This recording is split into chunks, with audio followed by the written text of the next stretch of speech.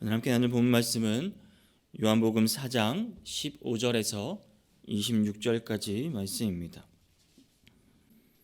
다 찾으신 줄 알고 제가 읽도록 하겠습니다. 여자가 이르되 주여 그런 물을 내게 주사 목마르지도 않고 또 여기 물 기르러 오지도 않게 하옵소서. 이르시되 가서 내 남편을 불러오라. 여자가 대답하여 이르되 나는 남편이 없나이다. 예수께서 이르시되 내가 남편이 없다 하는 말이 옳도다.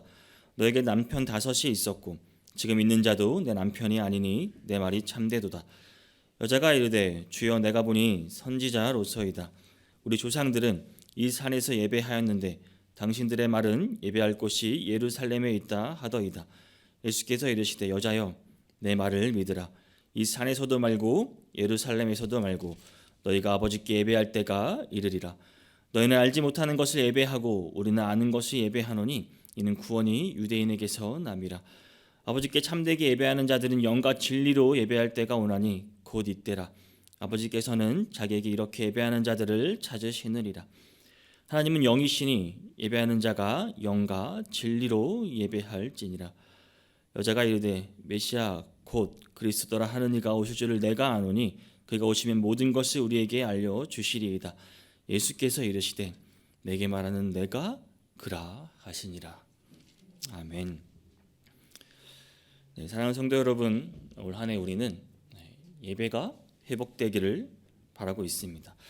코로나로 닫혀있던 예배가 간절히 회복하기를 바라는 마음이 우리에게 있습니다. 이제 조금씩 나오지 못하는 성도님들도 이제 예배의 자리로 돌아오는 것을 우리는 보고 있습니다. 그렇다면 예배, 그렇죠?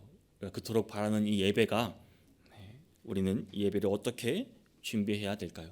예배의 회복, 참된 예배를 드리기 위해 우리가 어떻게 준비해야 할까요?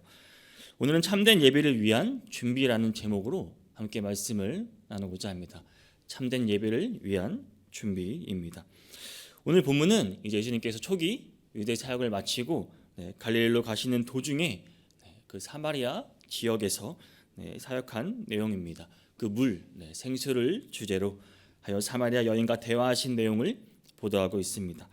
당시 유대인은 이제 갈릴리 지역과 유대 지역을 왕래할 때 그 두 지역을 잇는 사마리아 이 지역을 가장 지름길인 이 지역을 통과하지 않았습니다. 오히려 베레아 땅을 통해서 우회해서 먼 길을 돌아갔습니다. 그것은 유대인들이 이제 종교적으로나 혹은 이제 혈통적으로 혼합된 그 사마리아 그 사람들을 부정하게 여겼기 때문입니다. 그런데 예수님은 이 길을 선택하십니다. 갈릴리로 가는 시간을 단축하기 위한 것만이 아닙니다. 예수님은 이곳에서 예배자를 찾기를 원하셨습니다. 이렇게 우물가에서 한 여인을 만났습니다. 사마리아 여인입니다. 5번이란 경험이 있는 마치 창기와 같은 취급을 받는 여인이었습니다. 그러나 예수님은 그녀에게조차 관심을 기우셨습니다. 마침내 그녀로 하여금 참된 그 생수의 근원이 되시는 그 예수님을 소망하게 하셨습니다. 예수님과 사마리아 여인의 대화 내용에서 참된 예배를 위한 준비가 숨어 있습니다. 먼저 우리는 예수 그리스도가 우리의 그 아픈 상처를 치유해 주시는 분임을 알아야 합니다. 16절을 보면 예수님께서 사마리아 여인에게 말씀하십니다. 가서 내 남편을 불러오라라고 말씀하십니다. 이게 무슨 갑자기 뚱딴지 같은 소리입니까? 15절에서 사마리아 여인이 요구한 것은 주여 영원히 목마르지 않은 물을 원했습니다. 그렇죠. 예수님은 당연히 알고 계셨죠. 예수님은 그 과정을 이렇게 인도하셨습니다. 이 사마리아 여인 어떤 사람입니까? 자신을 되게 부끄러운 존재로 여기는 사람이었습니다. 남들이 돌아다니지 않은 시간에 은밀하게 물을 기르러 오는 그런 여인이었습니다. 얼마나 처량합니까? 이 신세를 면하려고 예수님께 영원히 목마르지 않은 물을 달라고 요구했던 여인입니다. 그러나 예수님께서 주고자 하는 물은 이런 물이 아니었습니다. 영혼의 갈증을 해소시켜줄 구원의 생수였습니다. 그러기 위해 예수님에 대한 그 신뢰가 먼저 필요했던 것입니다. 사마리아 여인의 그 아픈 상처를 건드리면서 본인을 신뢰하게 만드십니다.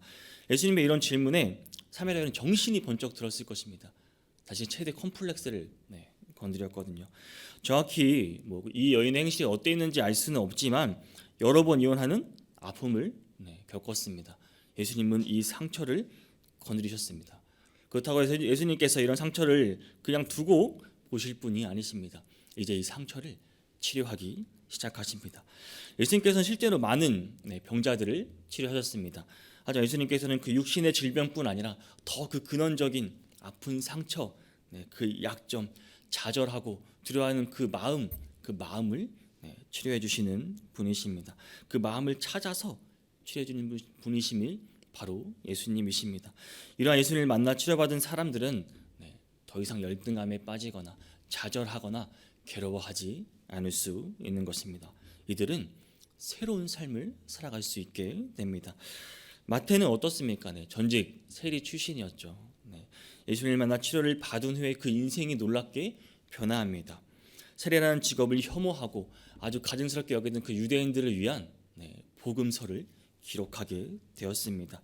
모든 사람에게는 상처가 있습니다. 그 약점이 있습니다. 우리도 혹은 아무에게도 말 못할 그런 상처와 약점들이 있을 수도 있습니다. 그러나 예수님을 아는 순간, 예수님을 믿는 순간 이 모든 것이 사라지게 되는 것입니다. 사랑하는 성도 여러분, 우리가 먼저 예수 그리스도를 향한, 예수 그리스도가 우리의 치유자 되심을 우리는 먼저 알아야 합니다. 이것이 우선입니다. 우리를 괴롭게 하는 상처가 있거든 주저하지 말고 예수님께 도움을 청하시기 바랍니다. 이 상처라는 게 있잖아요. 가지고 있으면 더 커집니다. 이 괴로움이 끊이지 않고 계속해서 더 큰 상처로 키워지게 됩니다. 치유 불능의 상태가 될 수도 있습니다. 예수님만이 이 상처를 치료해 주실 유일한 분이심을 믿으시기 바랍니다. 우리가 보통 상처가 있으면 의사를 찾아가죠. 그 의사를 신뢰하고 믿기 때문에 찾아가는 것입니다. 이와 같이 예수님을 신뢰하고 믿음으로 우리의 마음의 상처, 우리의 마음의 약한 약점들을 예수님께 고백하시기를 바랍니다. 예수님은 누구도 거절하지 않으십니다. 부끄럽게 하지도 않으십니다. 눈치 보실 필요가 없습니다. 우리를 위해 세상에 오신 분이시기 때문입니다. 예수님과 이런 관계를 우리는 가져야 합니다. 여러분, 하나님 앞에 예수님 앞에 상처를 맡기고 치유받으시기를 바랍니다. 이게 참된 예배를 위한 첫 번째 준비입니다. 예수님은 자신의 치유자임을 안 그 사마리아 여인, 이제 여인의 태도가 변화입니다. 왜? 예수님을 치유자로 알았기 때문입니다. 주제가 갑자기 전하는 듯한 느낌을 받을 수 있습니다. 하지만 사마리아 여인이 예수를 선지자로 인정했기 때문에 이러한 전개가 된 것입니다. 16절 시작에서 사마리아 여인은 단지 이제 예수님을 주여 이제 존칭을 쓰며 높여서 부릅니다.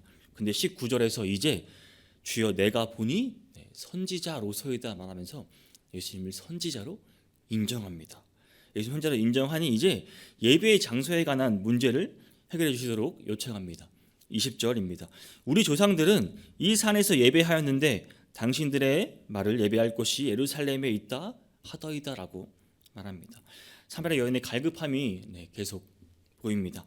영원히 마르지 않는 생수를 요구하는 그 갈급함 말입니다. 하나님께로 나아가는 길을 발견하고자 합니다.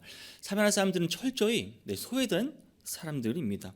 예루살렘에서 철저히 소외됐다는 말입니다. 그래서 사마리아 사람들은 그 그리심산에 자신의 성전을 만들어서 그곳에 독자적으로 보인단 말로 제사의식을 행했습니다.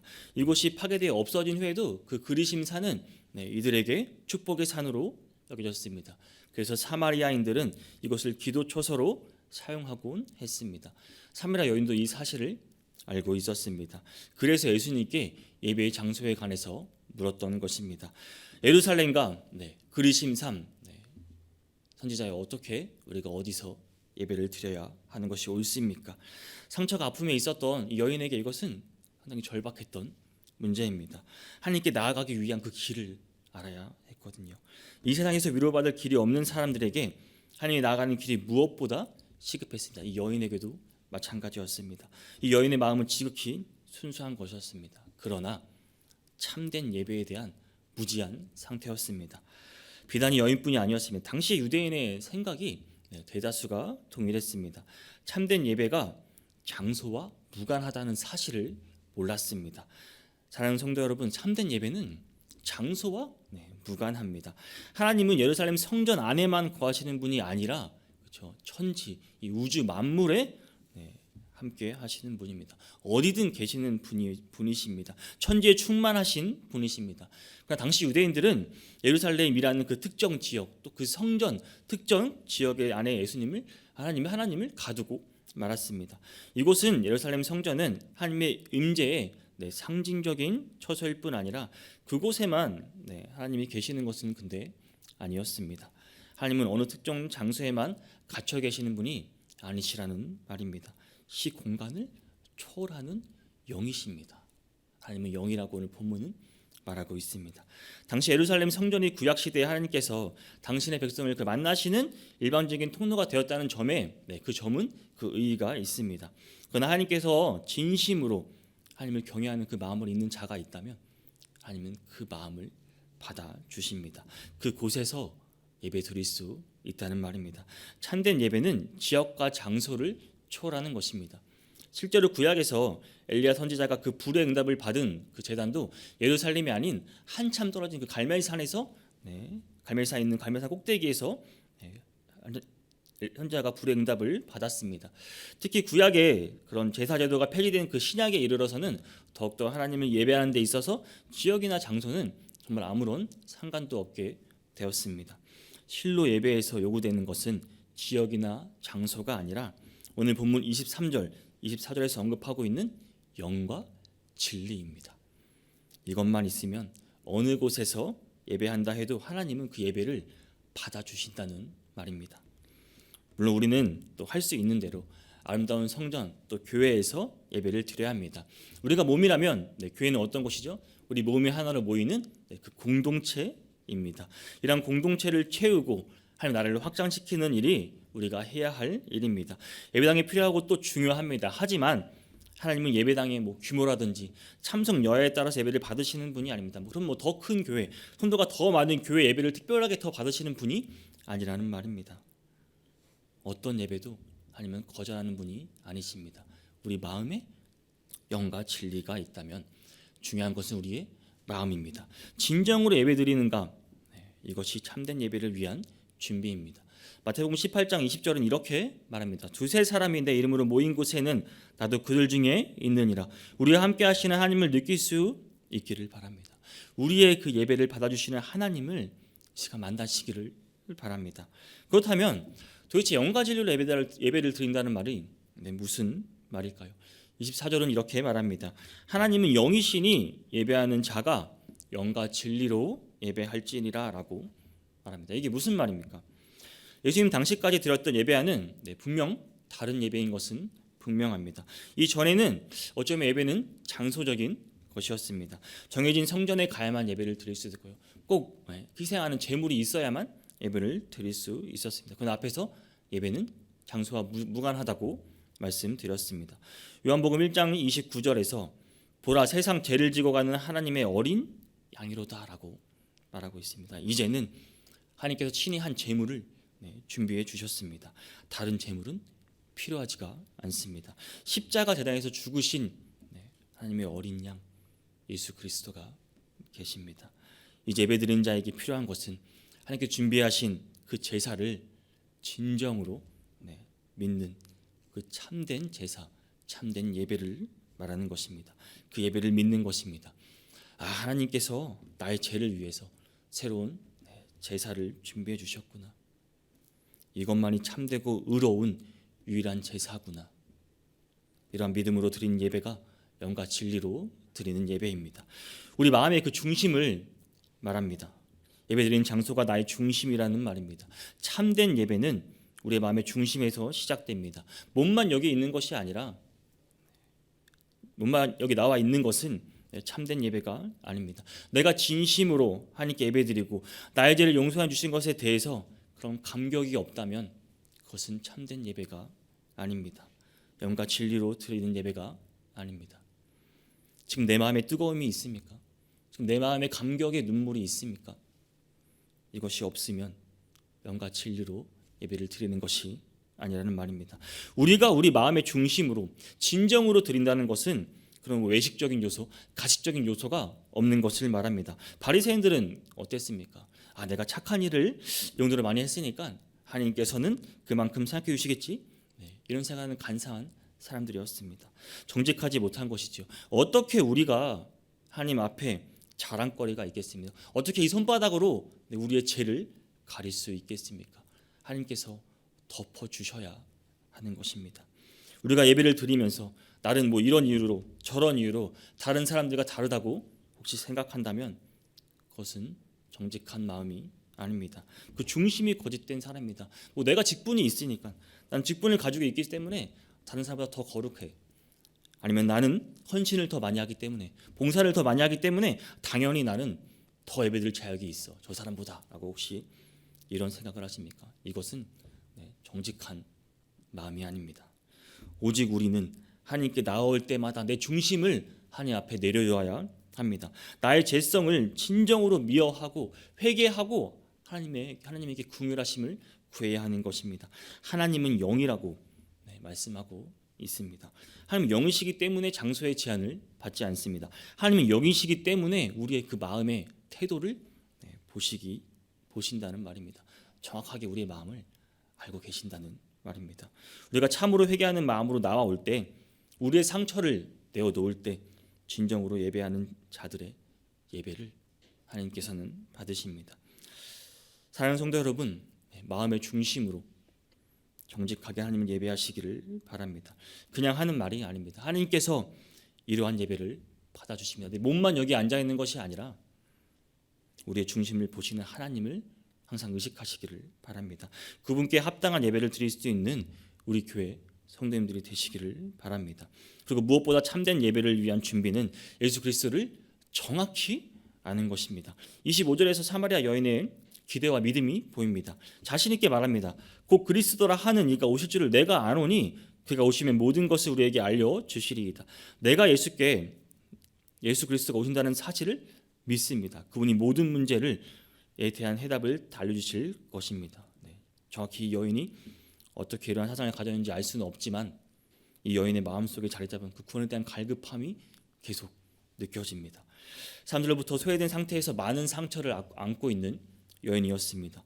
이 여인에게 메시아를 통한 그 구원의 소망이 있었다는 말입니다. 세상을 살아가는 사람들에게 자연스러운 현상입니다. 우리 사회에서도 이러한 갈망을 가진 사람들을 많이 볼 수 있습니다. 현대판 사마리아 여인을 많이 볼 수 있습니다. 상처를 받은 사람뿐 아니라 모든 것을 다 이루었다고 하는 사람, 우리가 보기에 저 사람은 저 정도면 됐지 하면 괜찮겠지 하는 사람들도 그 마음속에는 허무하고 허전하고 의지할 대상을 찾습니다. 누구나 이런 종교적 본능이 다 있습니다. 누군가가 나타나서 나를 구원해 주기를 간절히 바라고 자신의 문제를 해결해 주길 수 있는 사람을 간절히 찾고 있습니다. 26절에서 주님께서 말씀하십니다. 내가 그라 하시니라라고 말씀하십니다. 너가 찾는 사람이 나다. 나야 나. 그 문제를 해결할 수 있는 사람이 바로 나라고 말씀하십니다. 예수 그리스도이십니다. 이제 여인은 확실히 알았습니다. 예수 그리스도를 확실히 알았습니다. 참된 예배를 위한 마지막 준비가 되었습니다. 예수 그리스도를 확실히 아는 것. 사랑하는 성도 여러분, 우리가 예수 그리스도를 확실히 안다면 가만히 있을 수 있겠습니까? 오늘 이 여인 어떻게 되나요? 바로 동네로 갑니다. 물을 길어온 여인이 물동이를 내버려 두고 그냥 갑니다. 이제 그것은 중요하지 않거든요. 모든 일을 전합니다. 그리고 와서 보라고, 여기 예수 그리스도가 있다고 와서 보라고 전합니다.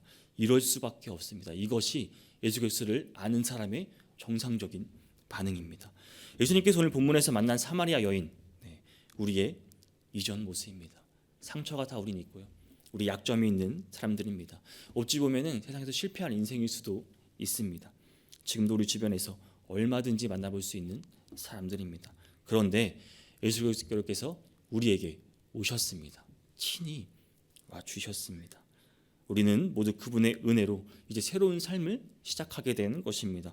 오늘도 예수님은 구원이 필요한 사람들, 그 치료가 요구되는 사람들을 찾아가시는데 우리가 그분의 입이 되지 않는다면 어떻게 그들이 예수님을 알 수가 있단 말입니까? 어떻게 참된 예배의 자리로 나올 수 있단 말입니까?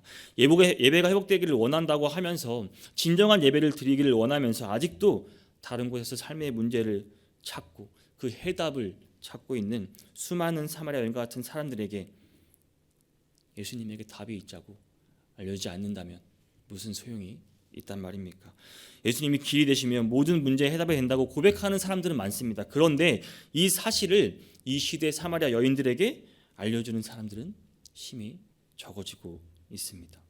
사랑하는 성도 여러분, 요한복음 20장 31절은 요한복음이 기록된 목적을 이렇게 말합니다.